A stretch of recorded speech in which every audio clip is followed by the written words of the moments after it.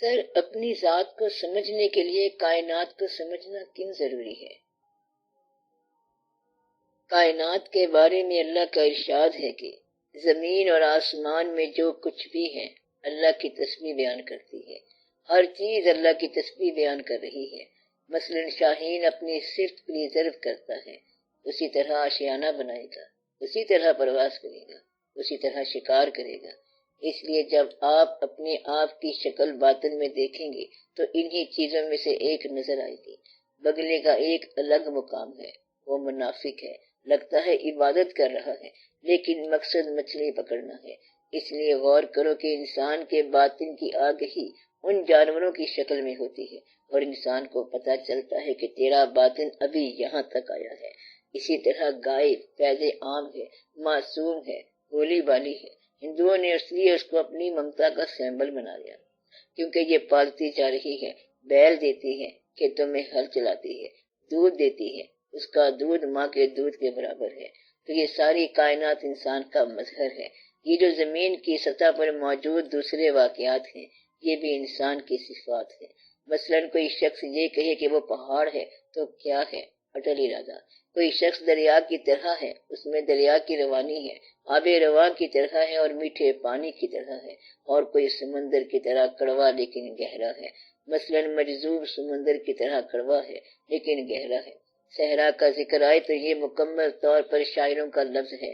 دشت جنوں، دشت فکر، یادوں کا صحرا اور صحرا کی پیاس، یہ سارے شاعروں کے واقعات ہیں۔ مطلب یہ کہ اس کائنات کے حوالے سے ہر آدمی کے لیے پہچان کا کوئی نہ کوئی ذریعہ ہے۔ مثلا سورج ہے، چاند ہے، ستارے ہیں، اور پھر ان کے حوالے سے یوسف علیہ السلام کا وہ خواب جس میں انہوں نے دیکھا کہ ایک سورج، چاند اور 11 ستارے انہیں سجدہ کر رہے ہیں۔ وہ خواب جو انسانوں کے حوالے سے تھا وہ اجرام فلکی کے حوالے سے آیا۔ ثابت کیا ہوا کہ یہ سارے کے سارے جو ہیں انسان کی اصل صفات کے مظاہر ہیں۔ انسان اور کائنات میں ایک رابطہ ہے۔ کائنات کو سمجھنے کے لیے اپنے آپ کو سمجھنا ضروری ہے۔ جس نے اپنے آپ کو پہچان لیا اس کے لیے کائنات ایک کھلا مشاہدہ ہے۔ بس یہ کائنات ایک راز ہے۔ دعا کرو کہ کوئی آپ کے لیے اس حجاب کو اٹھائے تاکہ ساری چیزیں اور 18,000 عالم آپ کو اپنے آپ میں نظر آئیں۔ اس لیے سلطان باہو رحمت اللہ نے فرمایا ہے کہ تمہارے اندر 18,000 عالم ہیں۔